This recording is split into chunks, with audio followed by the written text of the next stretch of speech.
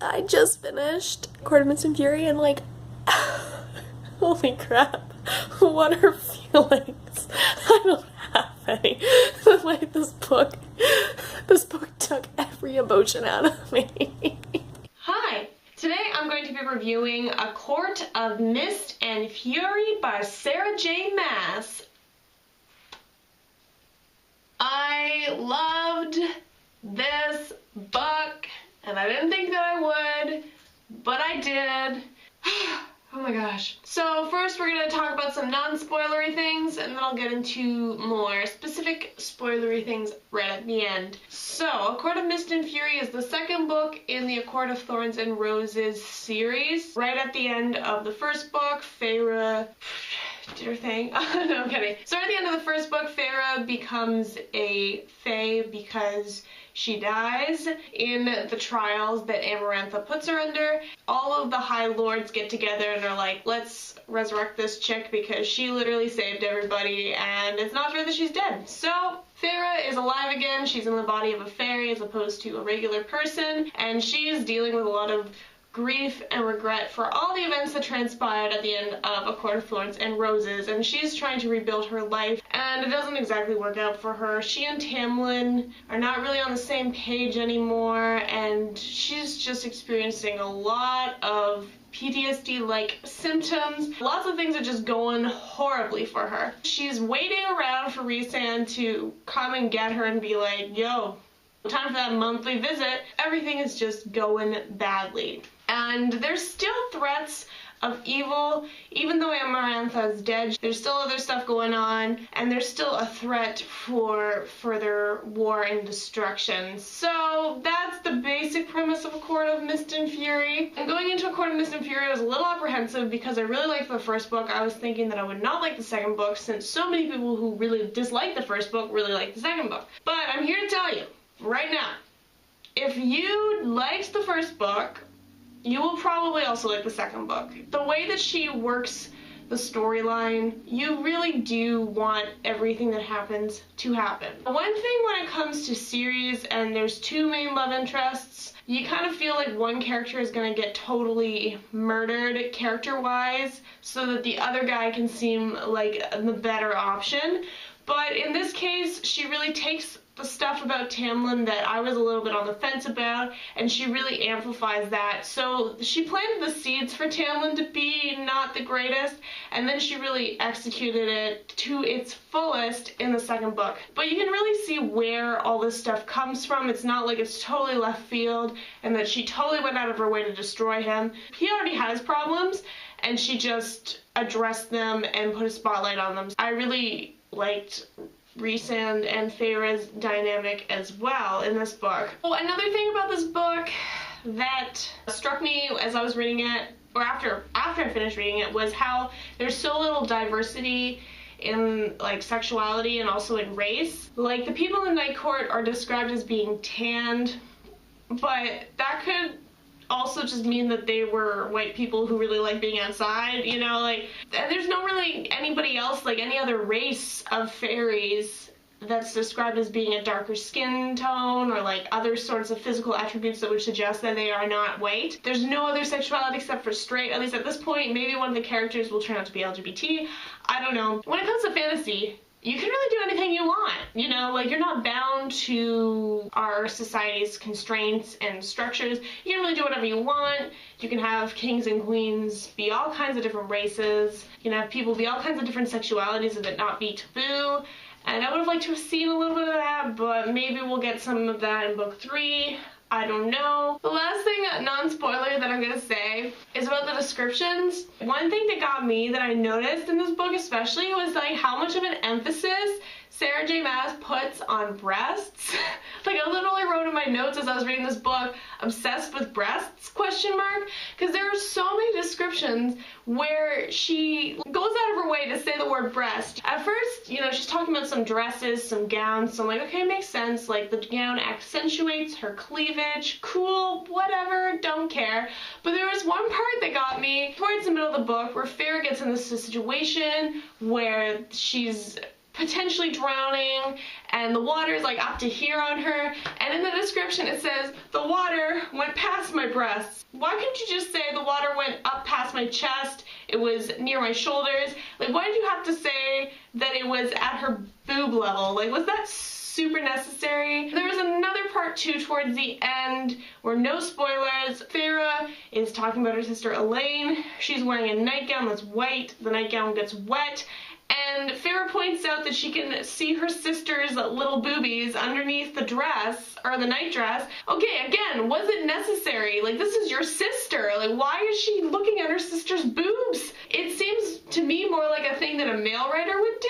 I was not expecting this from Sarah J Maas. That kind of threw me off a little bit. Like, it happens enough times for me to have written it down. It could be worse, but I just thought that that was weird how much of an emphasis she puts on the chest area. It was kind of weird. Okay, so now we're getting into spoiler territory. If you have not read the book, definitely go do that. This book will give you so many feels. It'll keep you up at night. You'll be reading well into the morning, late, as I did. You'll just love it. It'll be great. Please just read it. It's a good time.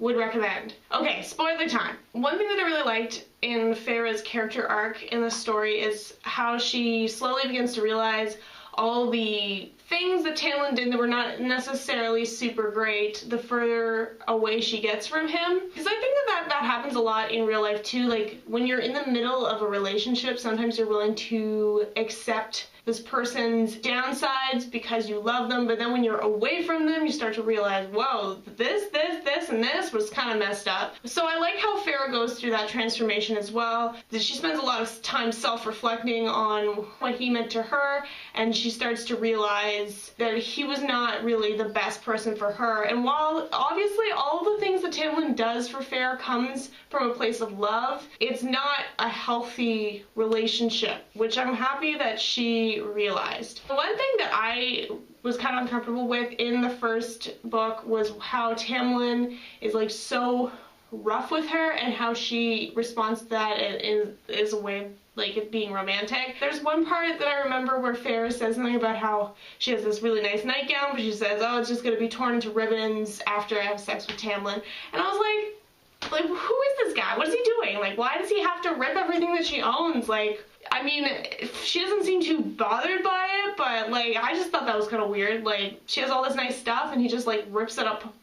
Like, I mean, he's rich, so I guess he can do it, but it's just like such a weird, violent thing, and she was just like so like okay with it. But on the flip side, the sex scenes that we get between Reese and Farah were so much more comfortable for me to read. I felt their connection romantically, and I felt like there was so much emotion with it, so I did not mind reading all of that nitty-gritty stuff. But the first couple scenes that we have with Tamlin and Farah, I was just like, oh god, not this again. Like, I don't want to read this again. I'm glad that we're done with that for now. I don't know what's gonna happen in book 3, but we'll see. So in this book we learn that Farah has powers from all of the High Lords because they all came together to resurrect her. When she starts to realize the full potential of her powers, I found that she learned a lot of things really quickly with not a whole lot of struggle. I would have liked to have seen a little bit more tension with that. There also seems to be no cap on her power. Like, there's no part, in this book at least, where she tries to do something and she can't for whatever reason. Like, she at this point has just unlimited power. Like, it's okay, but it could turn into a very like convenient thing for the plot, unless in book 3 there are limitations to her power. Like, for example, maybe every time she does a certain thing she loses another skill that she gained or something like that. I don't know. At this point there's no real consequence for her amount of power that she has. I hope that in book 3 we learn more about her powers and the limitations of them, because if there are no limitations it might not be as interesting to read. So in this book we also get Reese's side of Akotar, all that stuff that happened that made me kind of like about him. He talks about it. He also feels about it as well, which made me feel better. I really like their dynamic and their relationship and how it grows. It's very slow burning. There's so many moments in the book where I was just like, just kiss, god damn it! But, you know, they didn't. But when they did, it was like Praise the book gods. This is the best day of my life. I have so many emotions about the ending. Oh my gosh, I don't know what's gonna happen, but I am so stoked. So there's one scene in the book that I thought was kind of unnecessary. I feel like with these books in general, like because they were originally marketed as new adult, Sarah J Maas really went to town when it came to the sexual elements, because new adult, the genre, as we know it at this point, it's very much like, ooh, it's YA, but with more sex. So she really like went in there. Most of the scenes felt necessary for the plot or for character development, but there was one scene in The Court of Nightmares I was not a fan. I felt that it was just not necessary. Like, plot wise it was important, but the way that she wrote it, it didn't need to be the way that it was. If you get my drift.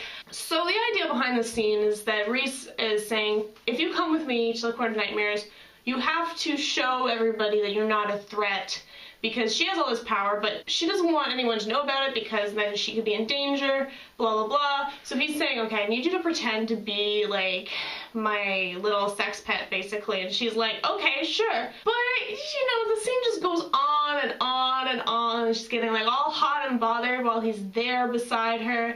And then I don't know, like, was it necessary? I don't think it was, personally.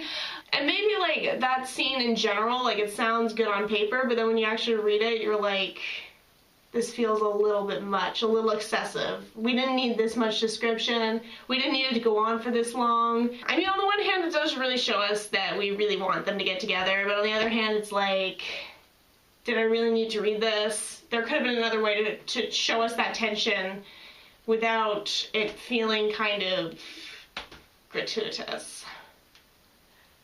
They achieved their goal to make her look like less of a threat, because then everyone's just like, whoa, that's a big hoe bag, but then she's like, I'm actually super powerful.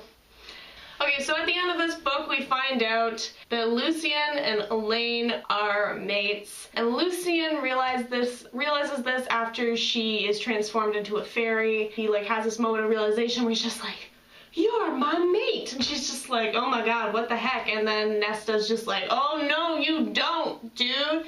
I like the idea of them being mates. I think that's cool. It just felt so out of place the way that it was. One thing that they could have done that I think could have worked really effectively is Lucien has this moment of realization, and Feyre sees it in his face, and she herself recognizes this as him seeing her as his mate or something like that, instead of him literally just declaring it. Like, it just felt kind of clunky. The overall result is an interesting one, but I think that could have all been achieved without dialogue. Another thing that I really liked was Feyre's mental state throughout this book. Like, I really like how Sarah J Maas made her not okay after all the stuff that she went through in book 1, that she had a hard time bouncing back, and then also that Tamlin had a hard time accepting what happened and moving on. Like, he is so scared of losing her again that he goes to extreme lengths to protect her, and it just makes her feel even worse than she was before.